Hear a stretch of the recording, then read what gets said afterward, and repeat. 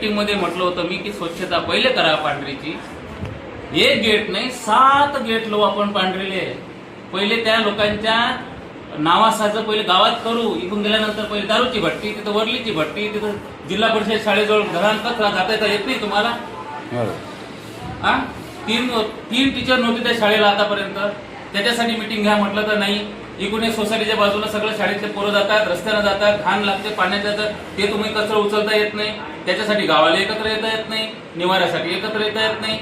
लहान लहान मुलं आहेत त्यांना उद्यान पाहिजे संध्याकाळी. ते लेआउटमध्ये तसंच भक्काच बसल्या जागा त्या फुकटात करून देतो म्हटलं की वर्गणी म्हणून, तर तुम्ही त्याला परमिशन देत नाही. या सगळ्या गोष्टी आहेत, याला सगळं जबाबदार आहे. आणि याला परमिशन द्यायचं म्हणजे नेमकं आता या पुऱ्याला जबाबदार कोण आहेत? म्हणजे जे सत्तेत बसणारे जबाबदार आहे. सगळ्यात महत्वाचं ज्याच्या हातात सत्ता आहे तो तर 100% जबाबदार आहे. बरोबर, 100% त्याची जबाबदारी आहे.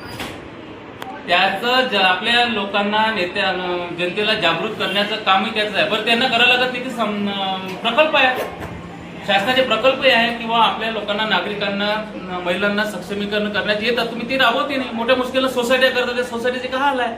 पाणी समिती जर व्यवस्थित झाली तर त्याला त्या सरपंचाच्या पाशी जास्त लागतील ना. पाणी समिती करील ना.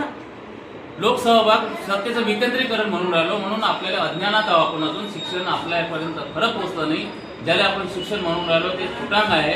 खऱ्या अर्थाने शिक्षणाचं पुन्हा आले आपले महात्मा ज्योतिबा फुलेवरच यायला लागणार आहे की आपलं जे काही गोष्ट होऊन राहिली अनितीनं होऊन राहिली, आणि म्हणजे शिक्षणच जबाबदार. शिक्षणाची सोय चांगली करायला लागेल.